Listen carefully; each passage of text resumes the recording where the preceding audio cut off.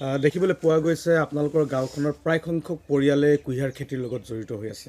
হয়, নমস্কাৰ। মই প্ৰথমতে আপোনালোকক ধন্যবাদ জনাব বিচাৰিছোঁ।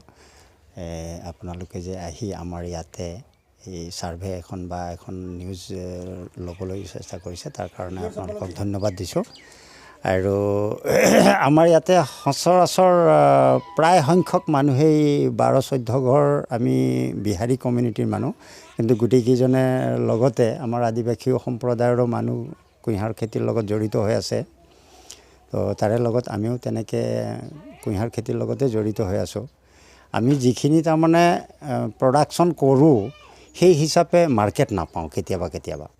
সেই মাৰ্কেট নোপোৱাৰ কাৰণে আমাৰ বহুত অসুবিধা হয়।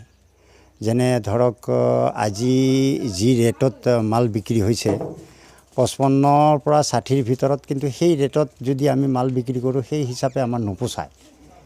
কমেও 70 টকা, 75 টকা, 80 টকাৰ ভিতৰত আমি পালে তাৰমানে প্ৰাপ্য মূল্যটো পালোঁ হয় বুলি আমি এটা ধাৰণা। আৰু আমাৰ মাছভাতৰ গুড়টোৰ এটা বিশেষত্ব আছে, ভেজাল গুড় পোৱা যায়। হয়, নাই, আমাৰ ইয়াতে ভেজাল গুড় কোনো নবনায় আৰু আমিও নবনাওঁ। আমাৰ ইয়াতে পিয়'ৰ কুঁহিয়াৰৰ গুড় হয়। আৰু ইয়াৰে বিশেষত্ব আমি বনাওঁ, নিজে পেৰোঁ, নিজে বনাওঁ। গতিকে আমাৰ ইয়াতে এখন বিশেষ আছে যে আমি পিয়'ৰ গুড় বনাই দিব পাৰোঁ আৰু ৰাইজক খুৱাব পাৰোঁ। পৰিষ্কাৰ পৰিচ্ছন্নতাটো আৰু ক'বই নালাগে। আপোনালোকে আহিছে, নিজেই চাইছে, ঘূৰি মেলি চাই লওক। যিমান যি আমি পাৰোঁ পৰিষ্কাৰকৈ বনাব চেষ্টা কৰোঁ। সেয়াই আৰু আমাৰ দামটো এইবাৰ কিমান মান হৈছে? দামটো এবাৰ 55-ৰ পৰা 60-ৰ ভিতৰত হৈছে। সেইখিনিত আমাৰ মানে অলপ কমেই হয়। লেবাৰৰ যিহে কষ্ট, এটা বোজা চাফা কৰোঁতে মোটামুটি আপোনাৰ 12-ৰ পৰা 14 টকা পৰি যায়। 3 বোজা পেৰিলে 1 টিং ৰস ওলায়। 1 টিং ৰসৰ পৰা আপোনাৰ খুব বেছি ওলালে 3 কেজিৰ পৰা 3.5 কেজিলৈকে গুড় ওলায়, তাতকৈ বেছি নোলায়। আৰু বালিয়া মাটি থাকিলে অকণমান বেছি ওলায়, 3.5 কেজিমান গুড় ওলায়। আৰু যদি মাটিয়া মাটি থাকে 3 কেজিৰ ওপৰত নাযায়। তো 3 কেজিত আমাৰ 3 36 টকা খালি কুঁহিয়াৰ চাফা কৰোঁতেই গুচি যায়। এই ইত্যাদি বহুত খৰচ আছে। আৰু কি ক'ম, আৰু তেলৰো যিহে দাম বাঢ়িছে গোটেই আৰু কি ক'ম আৰু। দাদা, আপোনাৰ নামটো? ভৰত কৈৰী।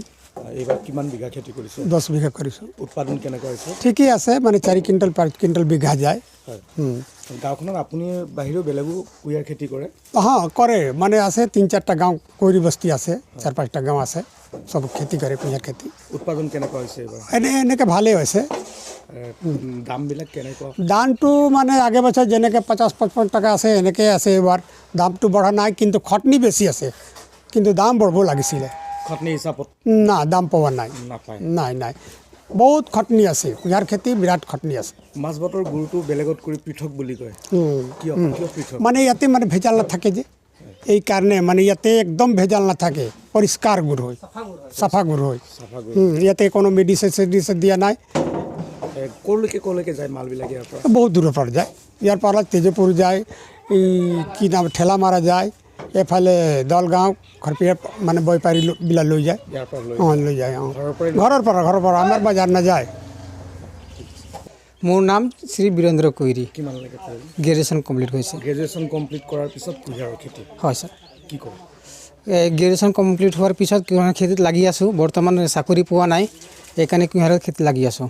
কিমান বিঘা কৰিছে এইবাৰ? 10 বিঘা ছাৰ। 10 বিঘা। হয়। উৎপাদন কেনেকুৱা হৈছে? উৎপাদনটো 10 বিঘাত মোটামুটি ঠিকেই আছে। বিঘাত 4 কুইণ্টেলমান গুচি যায়।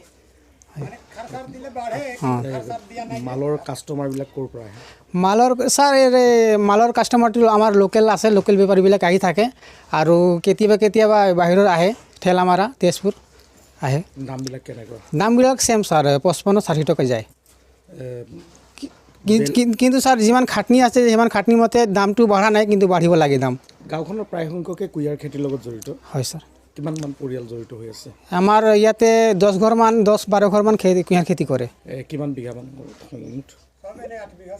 এনে 10 বিঘা 15 বিঘা কিছুমান কৰে আৰু 20 বিঘা প্ৰায়।